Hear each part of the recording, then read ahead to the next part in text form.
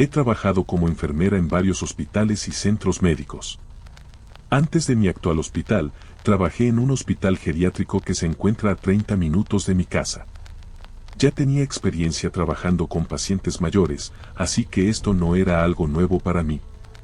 Había estado trabajando en este hospital solo por un par de semanas y pronto entenderás por qué fue mi penúltimo turno en este hospital.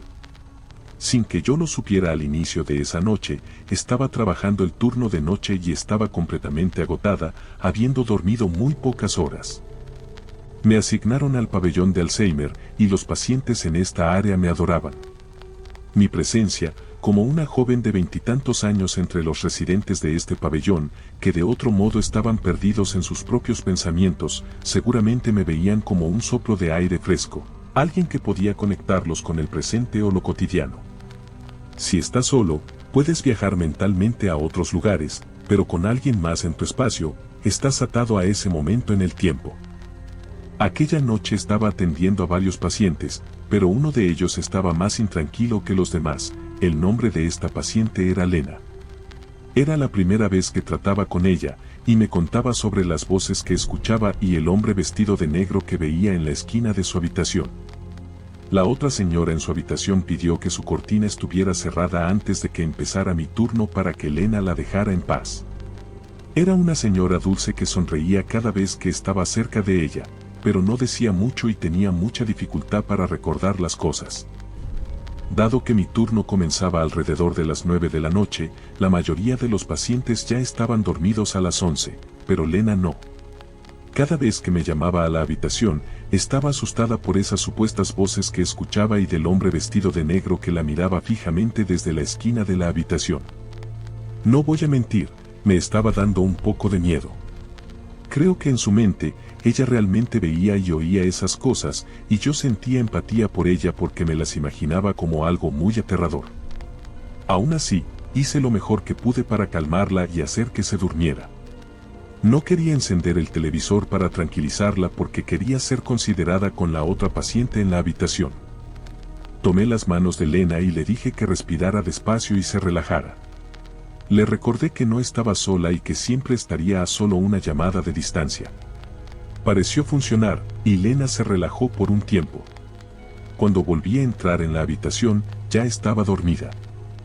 Una vez que la mayoría, si no todos los pacientes estaban dormidos, la noche se volvió mucho más lenta y el tiempo parecía casi retroceder. 1 hora o 2 más tarde, estaba en el cuarto de ropa abasteciendo mi carrito cuando escuché algo en la habitación. Era un cuarto relativamente pequeño y silencioso, y también tenía la puerta cerrada, por lo que escuchar otro ruido fue extraño. Me di la vuelta y no vi nada, así que continué abasteciendo mi carrito. Entonces sentí algo que solo puedo describir como una mano en mi hombro.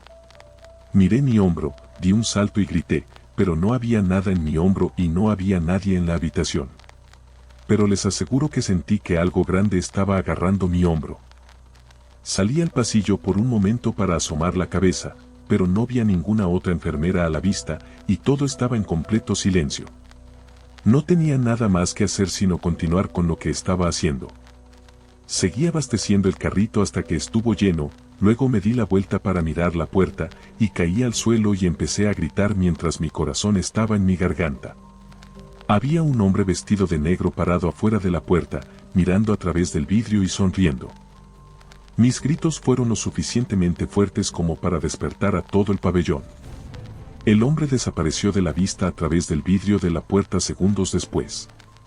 La puerta se abrió, y una de mis colegas enfermeras entró para ayudarme a levantarme del suelo, ya que estaba histérica.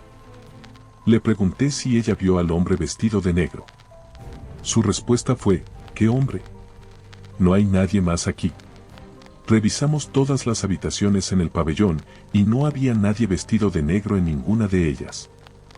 Mis gritos despertaron a Lena de lo que debía ser un sueño ligero, y cuando entré en su habitación, ella empezó a hablar de las voces. Esta vez mencionó los gritos, que ella no sabía que eran mis gritos. Le pregunté cómo era el aspecto de este hombre vestido de negro si estaba sonriendo, y ella me miró. Noté que sus cejas se fruncían mientras su expresión cambiaba y parecía más enfocada de lo que la había visto durante todo el día. Me preguntó, ¿cómo lo supiste? Incluso con mi corazón aún latiendo rápidamente, sentí que dio un vuelco al escuchar esto. Empezó a gritar, ahora el hombre de negro está gritando, sácame de aquí, viene por mí. Las otras enfermeras entraron e intentaron calmarla. Esa noche me cambiaron a otro pabellón con otra compañera y eventualmente me fui a casa temprano porque estaba muy asustada.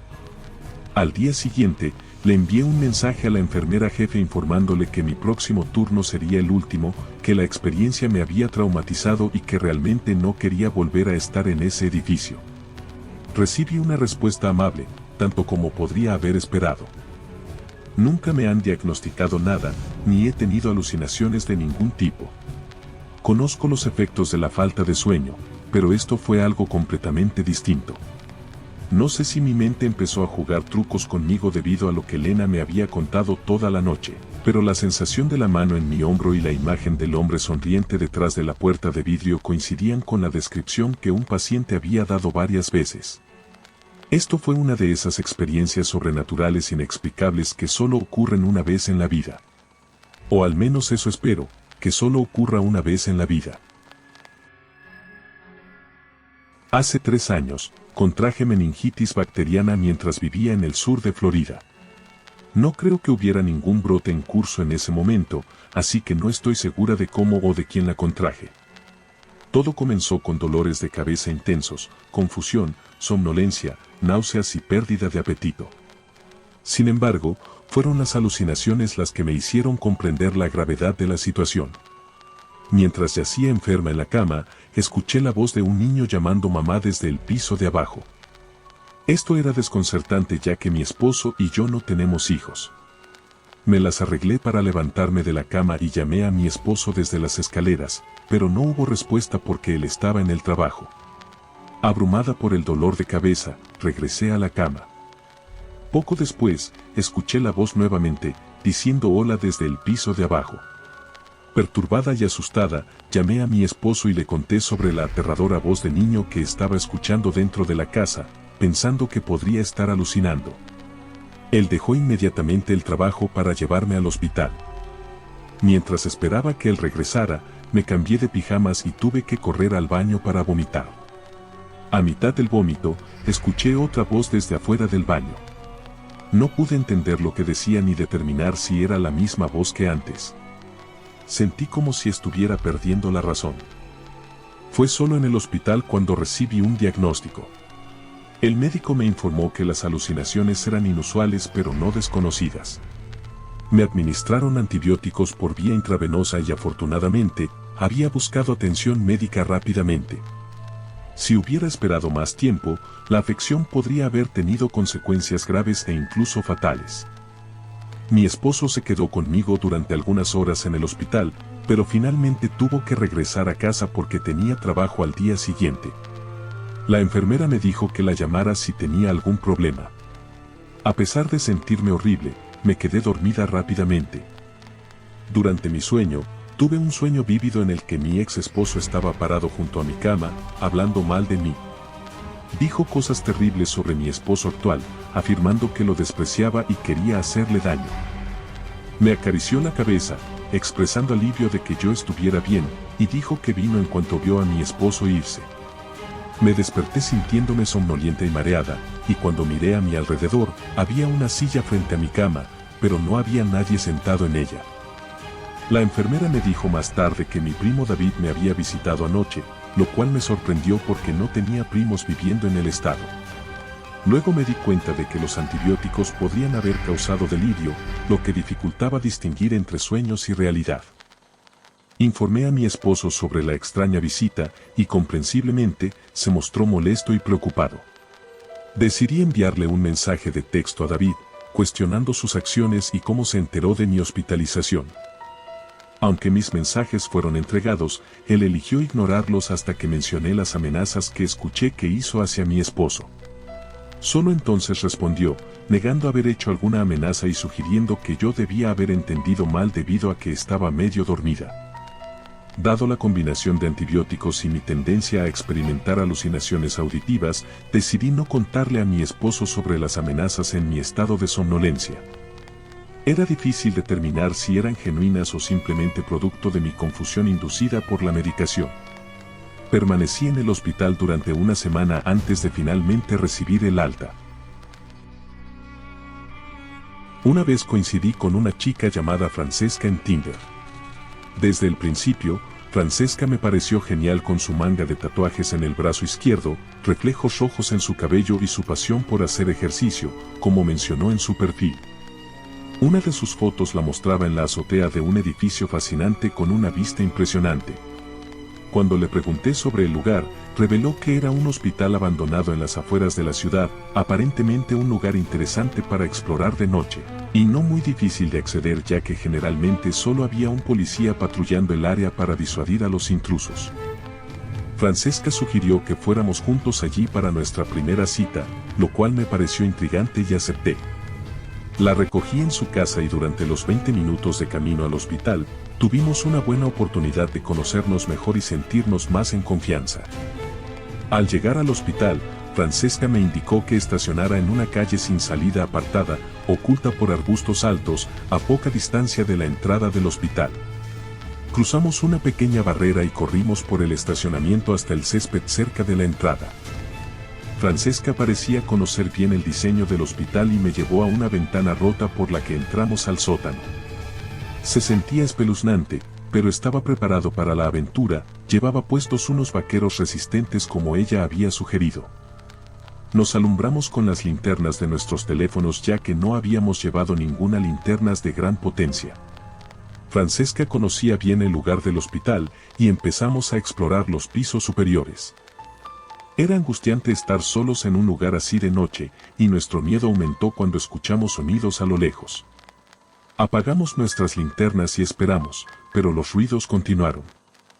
De repente, hubo un fuerte golpe cerca, y apresuradamente regresamos por la escalera, encendiendo nuevamente nuestras luces.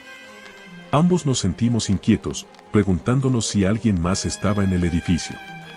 Francesca explicó que a veces otras personas exploraban el lugar, pero no habíamos visto ninguna luz en el piso inferior de donde provenían los sonidos. Mientras continuábamos, escuchamos ruidos provenientes de la escalera de la salida de emergencia por la que acabábamos de pasar. Parecía como si alguien nos estuviera siguiendo. Con pánico, corrimos por el laberinto del edificio, temiendo que nos persiguieran. Encontramos un lugar relativamente seguro en una azotea, pero la sensación de estar siendo seguidos persistía. Finalmente, escuchamos pasos debajo de nosotros, y cuando dirigimos nuestras linternas hacia abajo, vimos a un hombre de mediana edad vestido de negro, mirándonos con una sonrisa siniestra. Nos hizo señas para que bajáramos, pero no respondió a mi pregunta sobre si era un policía. Aterrorizados, nos apresuramos a regresar y el hombre nos siguió. Corrimos hacia el lado opuesto del hospital, escuchándolo como él venía tras nosotros. Una vez que llegamos al primer piso, salimos de nuevo por la ventana del sótano. Toda la experiencia fue aterradora, y temíamos por nuestra seguridad. Afortunadamente, logramos escapar del hombre y nos alejamos en el coche del hospital. Paramos en un Wendy's para recobrar el aliento, donde hablamos y nos tranquilizamos. La intensa experiencia nos acercó, y aunque tuvimos una breve relación romántica, Francesca y yo seguimos siendo buenos amigos. Ninguno de los dos volvió nunca más a ese hospital.